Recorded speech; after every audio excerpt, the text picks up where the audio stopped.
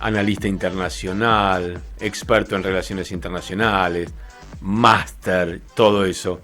Pero recién estaba mirando que hay un libro publicado por él y dice la obra del profesor Brian Acuña. Así que voy a agregar profesor para saludarlo y darle la bienvenida a este Coffee Break. ¿Cómo estás? Hola Dani, hola oyentes de Jai, un placer estar con ustedes. Yo no asumo el rol de profesor acá porque ese título lo tiene mi buen amigo el profesor Luis Fuensalida, por eso No, pero pueden no se lo coexistir. acaparamos. Pueden coexistir los profesores. Es más, un día miércoles podemos tener a los dos y sentirnos muy bien cuidados en cuanto a la información. Bueno, ¿querés contar? Pues ¿estás publicando un libro? Este libro es una reedición de un texto que había hecho en el año 2015, que dicho sea de paso es el que dio origen también a una columna que tengo quincenalmente en Radio Sefarat, que se llama Fuera de Foco. Bueno, ahí me disculpan ahí la pauta, ¿verdad? Pero somos de los mismos. En el cual se habla un poco de la manipulación mediática en el conflicto. Incluso se abordan temas como el uso de la palabra genocidio, el uso de apartheid.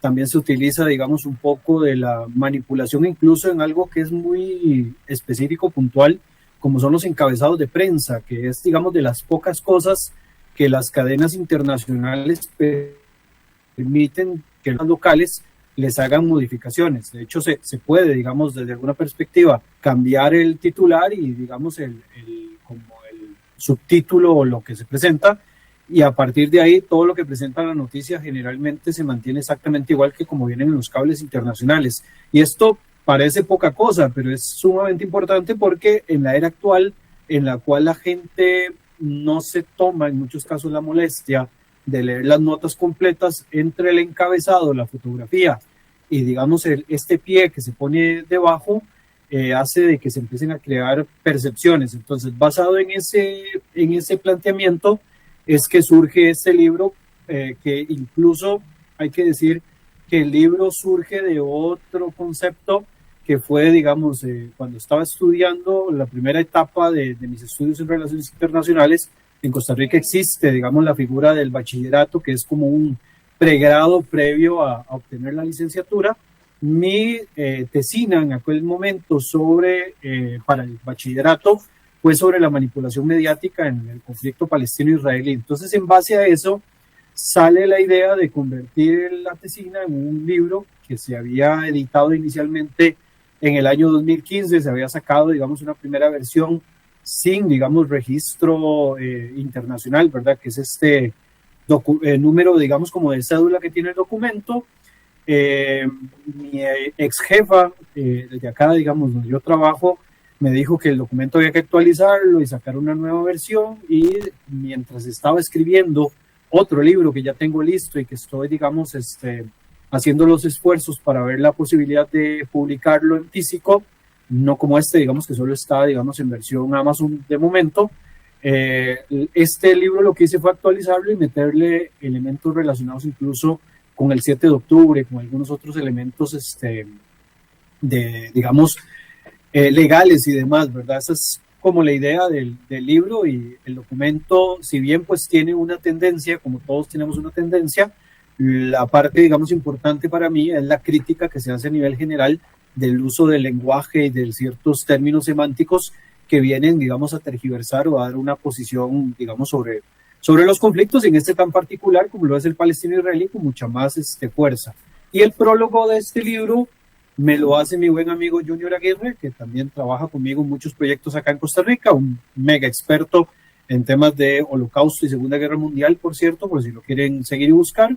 Y eso, digamos, en términos generales es de lo que habla. Y de hecho, digamos que el enfoque, incluso, si ustedes han notado, el enfoque de muchas de mis columnas, tanto acá en Jai como incluso en Radio Sefarat, decirme mucho en ese tema del uso del lenguaje, del uso de términos, propaganda y demás, no porque me haya hecho experto, sino porque me ha llamado mucho la atención la forma tan, digamos, específica en la cual los medios simplemente utilizan algunas palabras para generar ciertas tendencias. Y en la época actual, porque en la época en la que yo saqué la primera versión del libro todavía no era tan común, pero en la época actual los clickbaits están a la orden del día, ¿verdad? Y lo que busca el periodista actual, desgraciadamente, es generación de contenido, como si estuviéramos en un TikTok 24/7, donde lo que vale es simplemente las interacciones que usted genere, aunque no generes profundidad, digamos, crítica. Y esa es quizás mi gran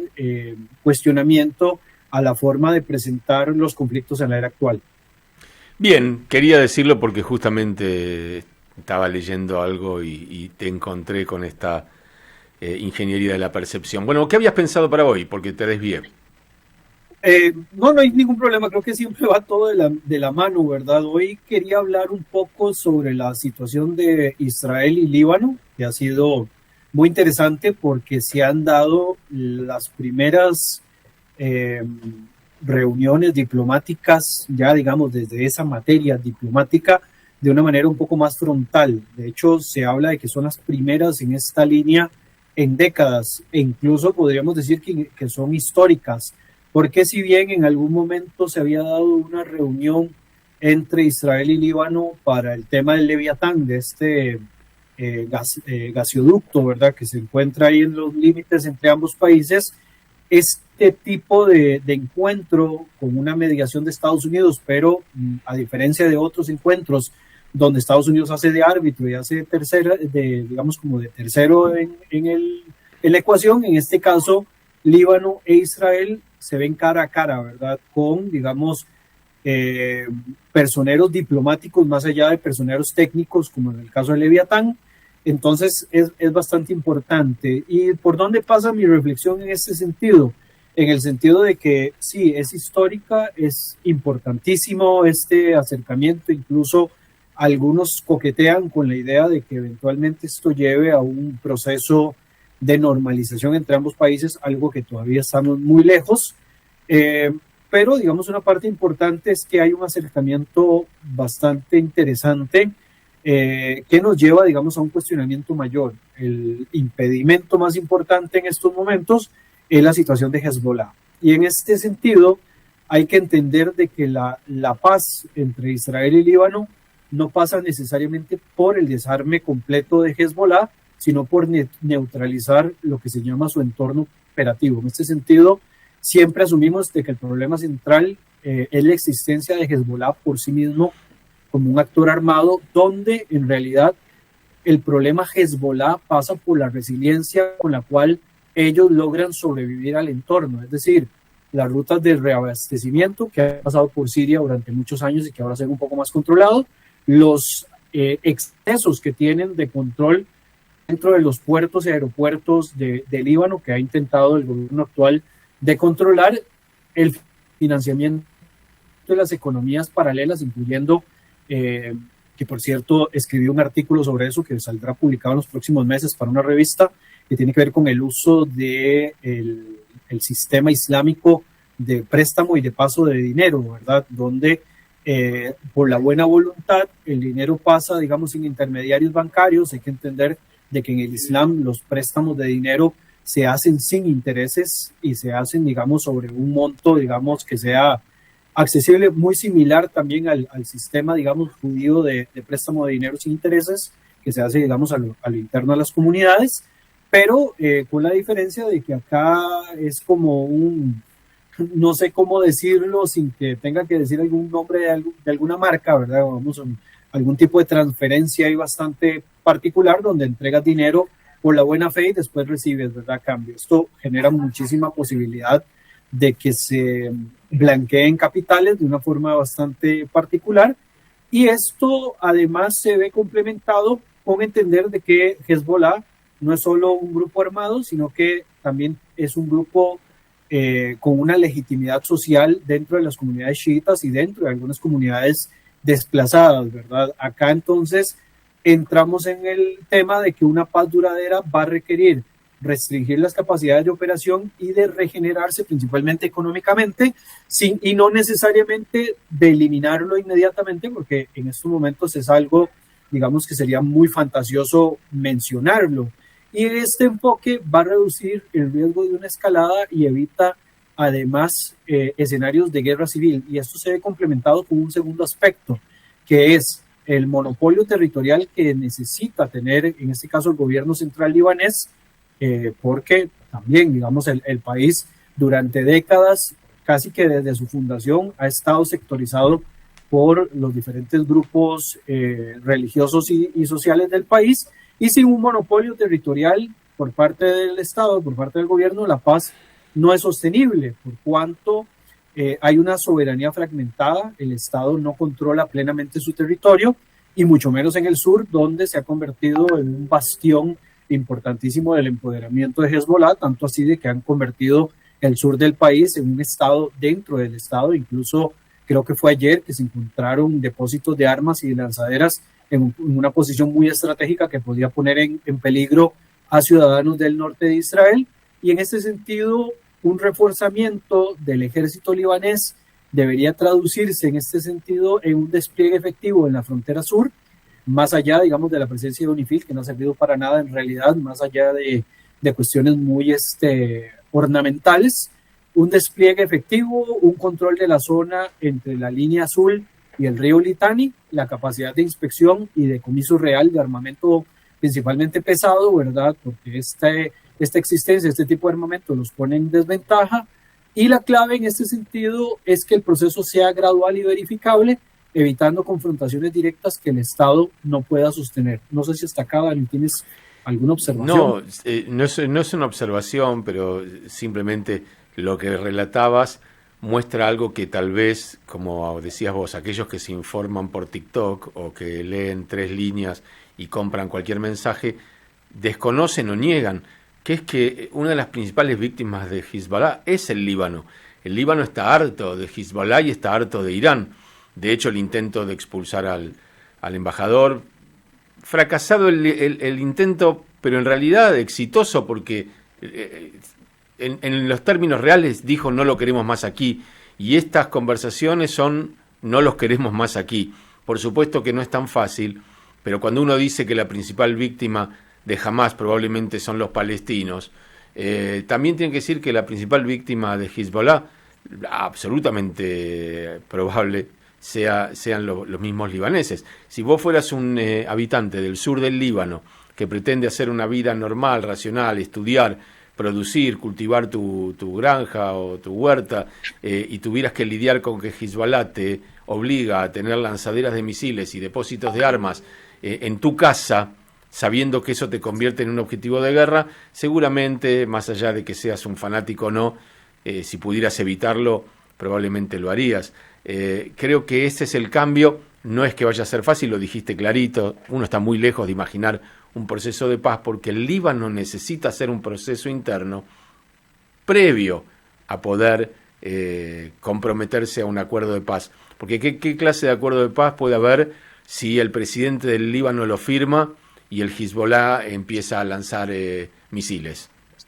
De hecho, que acá, digamos, la competencia real, digamos, el nudo gordiano, como dicen a veces de manera técnica para sonar bonito, es la competencia por la gobernanza y no por la capacidad militar. Es decir, poder reforzar al ejército libanés, el formal, que esto no va a impedir de que parte del armamento que le otorgues termine siendo desviado hacia Hezbollah, porque Hezbollah, digamos, está dentro del estado profundo del propio estado libanés, ¿verdad? Como le dije anteriormente, hay un problema de que Hezbollah está metido en todos los ámbitos del estado del país. Entonces, acá el asunto está en que el Estado tiene que ser más grande que la organización, en todo sentido.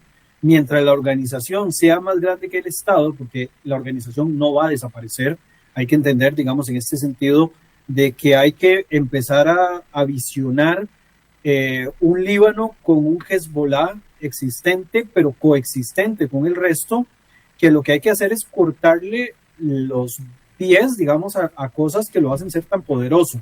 Principalmente el tema iraní, que es el que le da, digamos, tantísima fuerza. Por eso también, digamos, sin necesidad de querer justificar una guerra, porque en realidad no es ese el sentido, sino entender de que el brazo iraní es el que al final de cuentas, digamos, vector de importancia a estas organizaciones que inestabilizan el resto del Medio Oriente, porque para Irán es parte de su estrategia de profundidad estratégica. Lo cierto es que para el caso libanés hay que entender de que Hezbollah por sí mismo, con este debilitamiento de Irán como cabeza, podría ser, digamos, eventualmente funcional dentro de la estructura del Estado y controlado por el Estado.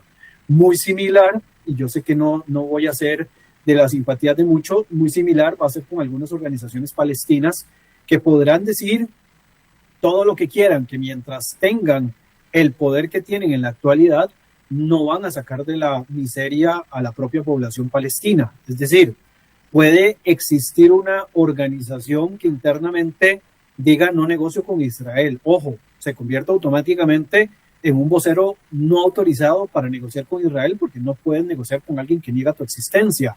Pero por el otro lado, para el funcionamiento de la propia estructura estatal, tienes que entender de que puede funcionar internamente. No va a servir para las negociaciones externas, pero internamente lo pueden neutralizar en ese sentido. ¿Por qué? Porque Hezbollah, digamos en este caso, o algunas organizaciones palestinas, más allá de mantenerse por el tema de las armas, suplen funciones estatales que en estos momentos el Estado o el establishment no cumplen. Servicios sociales, seguridad local, redes de asistencia que en algunos casos pues funcionan. De hecho, este es el mismo principio por el cual en algunos países las redes de narcotráfico son tan funcionales con respecto al Estado. El caso de México, por ejemplo, el caso de Colombia, en algunos sentidos con las organizaciones vinculadas al narcotráfico o al crimen organizado.